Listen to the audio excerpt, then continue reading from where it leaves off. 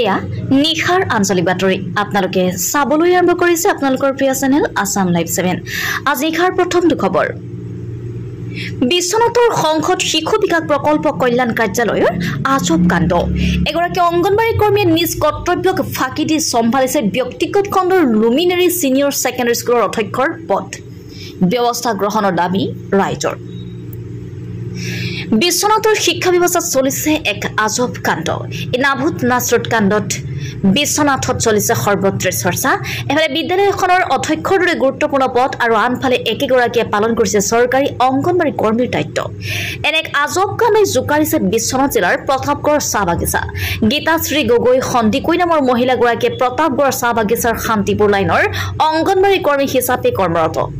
দীৰ্ঘদিন ধৰি মহিলাগৰাকীয়ে পালন কৰা নাই নিজ কৰ্তব্য কণকণ শিশুসকলক শিক্ষাৰ পৰা বঞ্চিত কৰি আহিছে এগৰাকী মহিলাই মাহৰ পৰত কেন্দ্ৰত 2 দিন আহিয়ে দায়িত্ব সামৰে মহিলাগৰাকীয়ে আনফালে আকৌ একেগৰাকী মহিলাই বিশ্বনাথ চাৰিআলিৰ মাজমজিয়াত থকা ব্যক্তিগত শিক্ষানুষ্ঠানৰ অধ্যক্ষ হিচাপে কৰি আছে কাৰ্যনিৰ্বাহ বৰ্তমান লুমিনাৰী সিনিয়ৰ সেকেন্ডাৰী স্কুলৰ অধ্যক্ষ গীতাশ্ৰী গগৈ সন্দিকৈ ইফালে সেই একেগৰাকী মহিলাই অংগনবাড়ী কৰ্মী হিচাপে নিয়োজিত থাকি নিজৰ কৰ্তব্য ফাঁকি দি অংগনবাড়ী কেন্দ্ৰত দীৰ্ঘদিনে অনুপস্থিত হৈ থকাৰ অভিযোগ উত্থাপন কৰিছে ৰাইজে চাকৰি সূত্ৰে তেওঁ চৰকাৰী অংগনবাড়ী কৰ্মী যদিও কিদৰে নিযুক্তি লাভ কৰিলে বিদ্যালয় এখনৰ সন্মানীয় অধ্যক্ষৰ দৰে পদ আৰু ইয়াকে লৈ ৰাইজৰ মাজত চলিছে এতিয়া ব্যাপক গুণাগথা ইপিনে অংগনবাড়ী কৰ্মীগৰাকীয়ে নিজ কৰ্তব্যক ফাঁকি দি হলেও লাভ কৰি আহিছে চৰকাৰী দৰমহা মহিলাগৰাকীৰ কৰ্মকাণ্ডত ৰাইজ হৈ পৰিছে হতভম্ব কিন্তু কাৰ আশিক ধন্য অংগনবাড়ী কৰ্মীগৰাকী দুটাকৈ চাকৰিত নিয়োজিত থাকি কণকণ শিশুসকলক শিক্ষাৰ পৰা বঞ্চিত কৰাৰ অধিকাৰ কোনে দিলে তেওঁক এই প্ৰশ্ন এতিয়া ৰাইজৰ মুখে মুখে আদিবাসী ছাত্ৰ সন্থাৰ বিষয়ববীয়া তথা স্থানীয় ৰাইজৰ অভিযোগ অতি শীঘ্ৰে মহিলাগৰাকীৰ ওপৰত বিভাগীয় বিহিত ব্যৱস্থা গ্ৰহণ কৰিব লাগে কণকণ শিশুসকলক শিক্ষাৰ পৰা বঞ্চিত কৰি অহা কৰ্তব্য বিমুখ অংগনবাড়ী কৰ্মীৰ আমাৰ প্ৰয়োজন নাই বুলি উল্লেখ কৰে ৰাইজে বিষয়টোৰ সন্দৰ্ভত বিহিত ব্যৱস্থা গ্ৰহণৰ বাবে ৰাইজে বিশ্বনাথ জিলা আয়ুক্ত গৰাকীক প্ৰদান কৰে এখন অভিযোগ পত্ৰ আৰু একেদৰে সংসদ শিশু বিকাশ প্ৰকল্প কল্যাণ বিষয়া গৰাকীকো লিখিত আকাৰে অৱগত কৰা বুলি জানিবলৈ দিয়া ৰাইজে এতিয়া মাথো সময়ৰ অপেক্ষা কি ব্যৱস্থা লৈ বিভাগীয় বিষয়াই সেয়া ৰাইজৰ মাজত হৈ পৰিছে এতিয়া লাখ টকীয়া প্ৰশ্ন আজি নিখাৰ দ্বিতীয়টো খবৰ শাৰদীয় উৎসৱৰ আৰম্ভণি আৰু আজি গণেশ চতুৰ্থী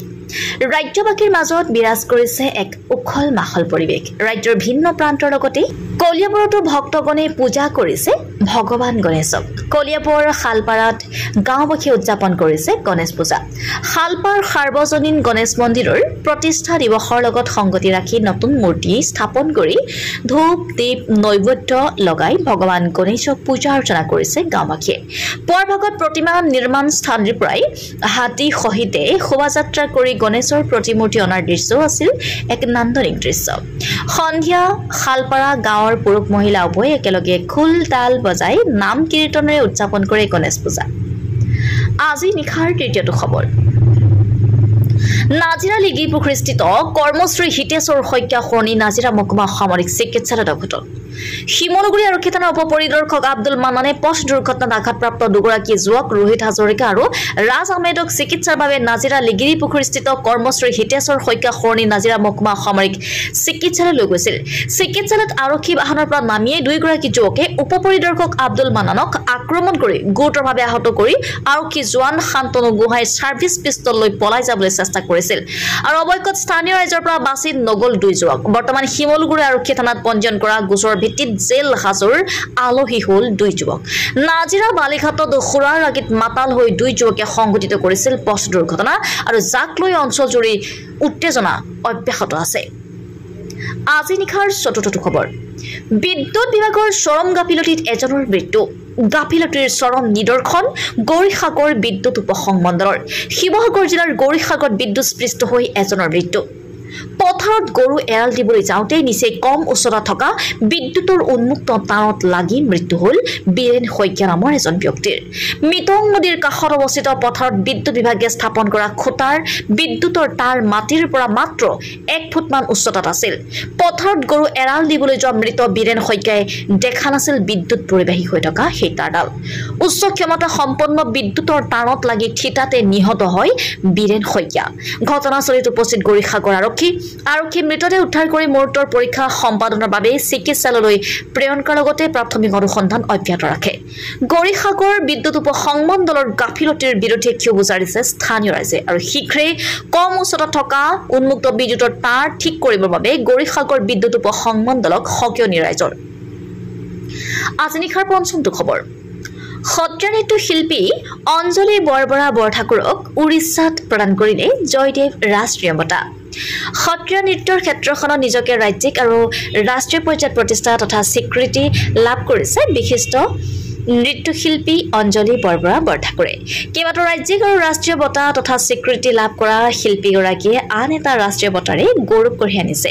যোৱা 4 ছেপ্টেম্বৰত উৰিষ্যাৰ ভুৱনেশ্বৰ ভাঞ্জা কলা মন্দিৰত আয়োজন কৰা শ্ৰী জয়দেৱ সমাৰোহত যোৰহাটৰ বিশিষ্ট নৃত্যশিল্পী অঞ্জলি বৰবৰা বৰঠাকুৰ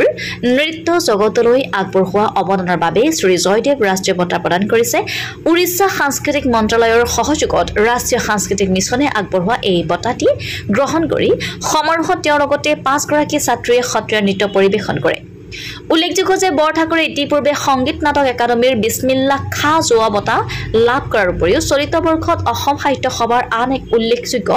বঁটা লাভ কৰে বৰঠাকুৰ নৃত্য বিদ্যালয় নৃত্যাঞ্জলি সঞ্চালিকা আৰু তৰাজান সোণাৰী গাঁৱৰ বাসিন্দা আজি নিশাৰ ষষ্ঠটো খবৰ নিশা ডিগবৈ বাপাকপুঙত বনৰীয়া হাতীৰ উপদ্ৰৱ নিশা বনৰীয়া হাতীৰ জাকে ভাঙিলে এটা বাসগৃহ হানিফ হুছেইনৰ ঘৰ ভাঙি কৰিলে লণ্ডভণ্ড